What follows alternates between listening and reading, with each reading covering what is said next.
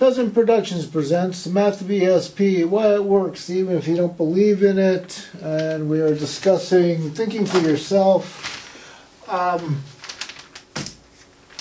Okay, first off, real quick here, 9/11/2001. No, I do not believe the Saudi Arabia terrorists are the ones that created that act. 1999, I read a pre-release report. There was a 2000 version actually published of it. I forget name my dyslexic head here.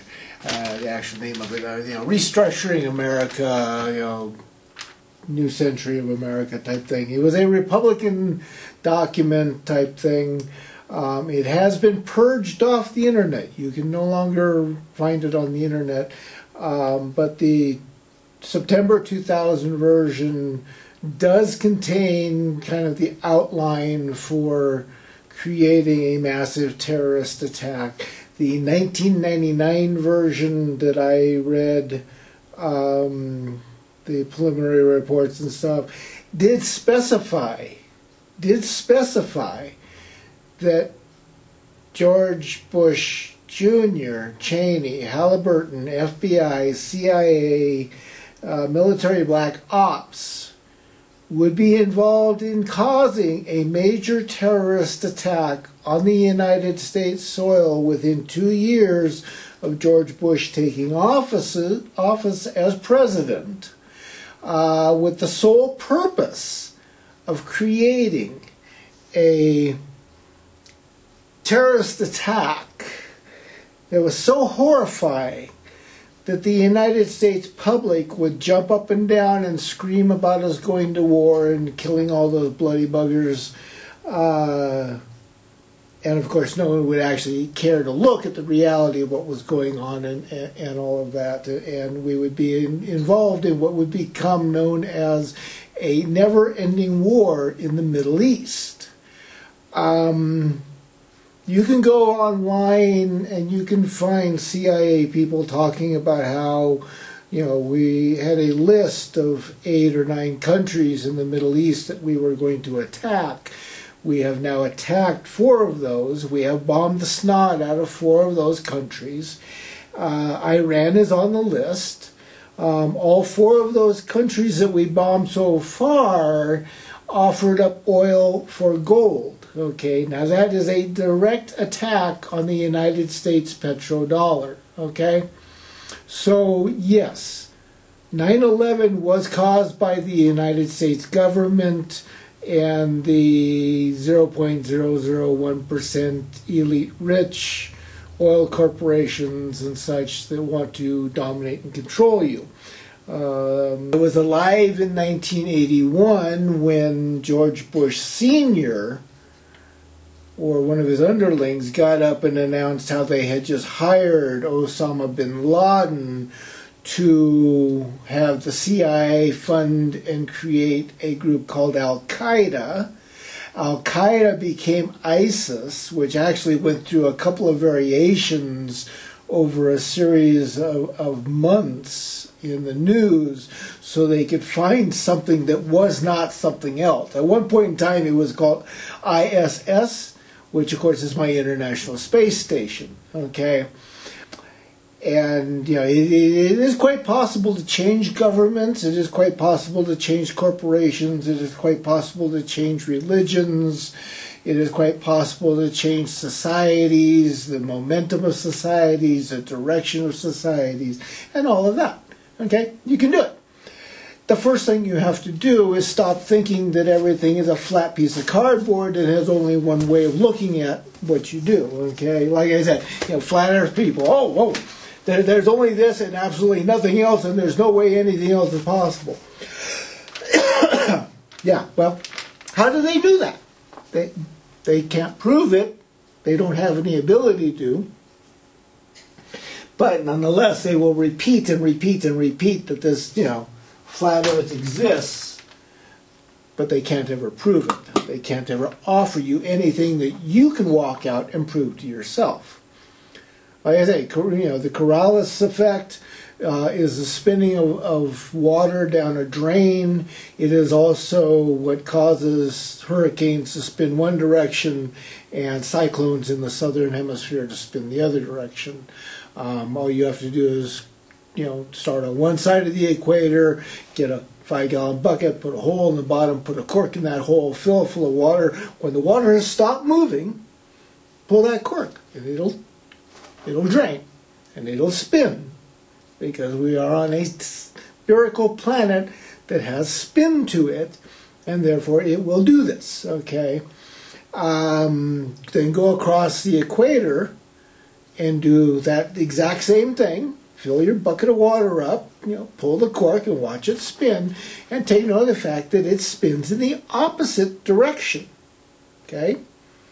You can do this one time, you can do this 100 times. It will always do the exact same thing. There is absolutely no way a flat earth person can tell you a lie about it, because you have just done it for yourself. You have used what's between your ears, the brain, to think. So you gotta stop and understand that the first thing all of these people tell you to do is to not think for yourself. Listen to me. Okay, well, if you stop and you look around you at the world, who tells you not to think for yourself? Governments, religions, schools, military.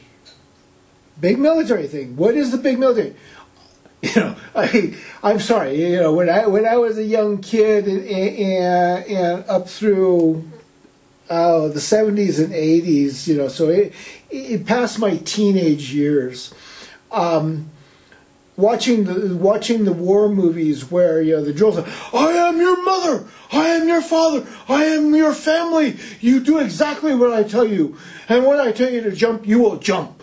You don't ask how far, you jump as far as you can. Why do they want you to do that? Because if you think about what you are doing, you will have a consciousness.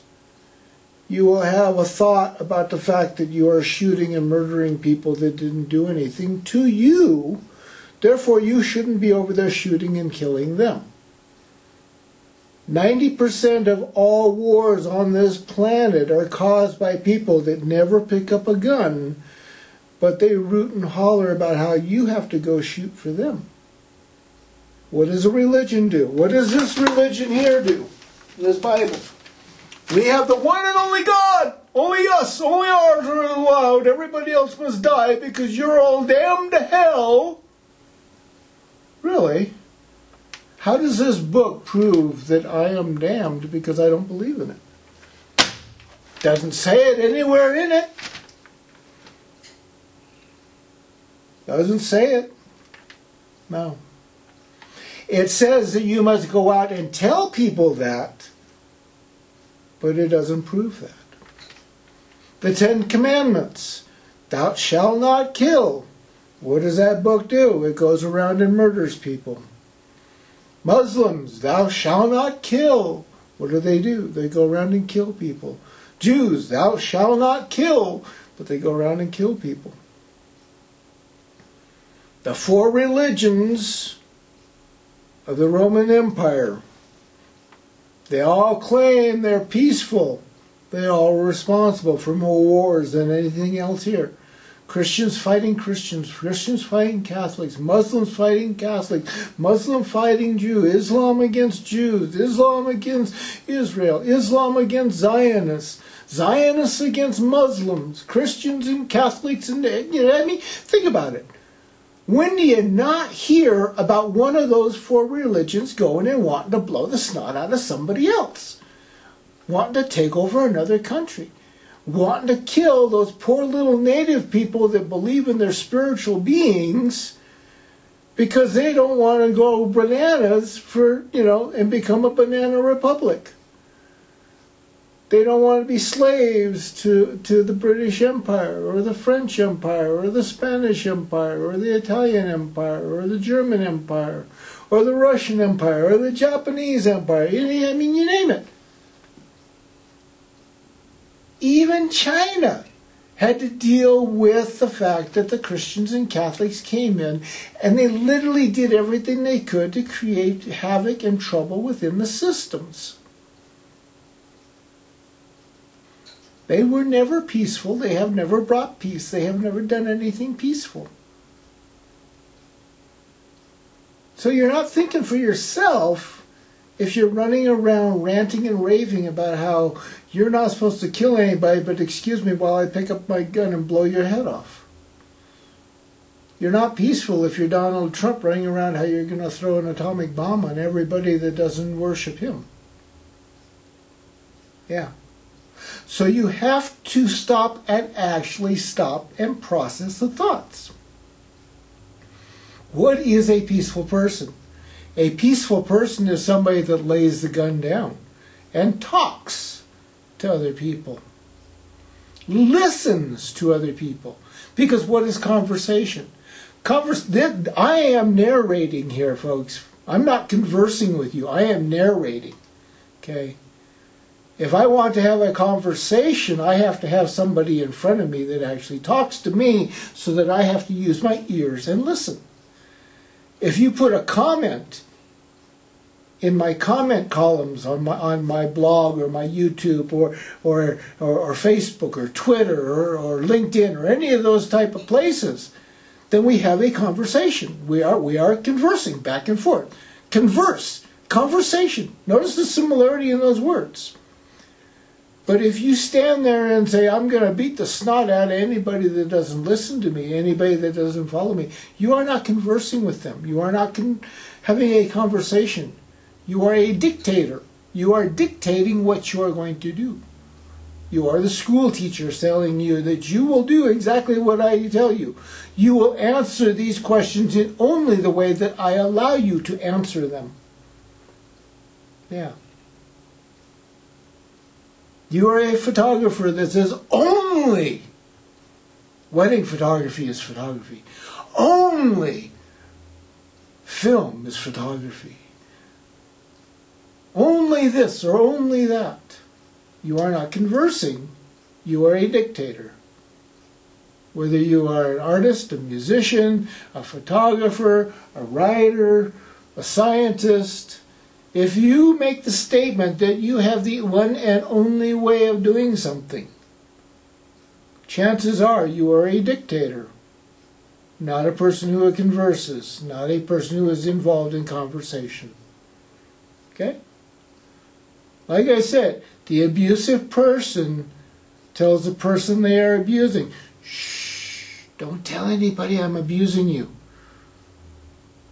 The rapist, shh, I'm going to rape your ass.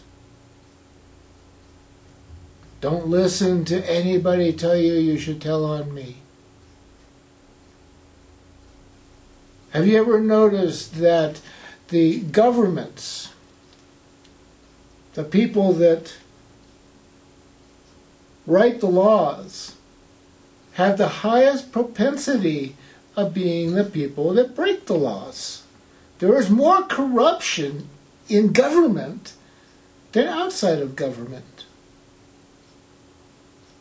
Literally, more corruption in government than out of government.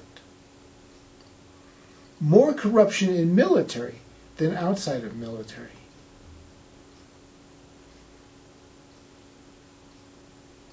So yeah.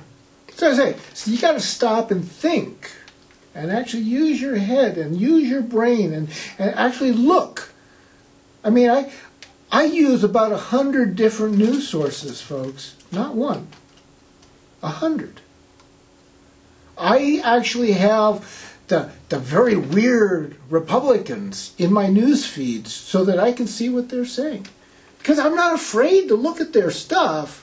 I don't buy it. But I will challenge it. I will look at it. I will read it. I will think about it. I will go out and validate or unvalidate what they say. Of course, that's a no-no.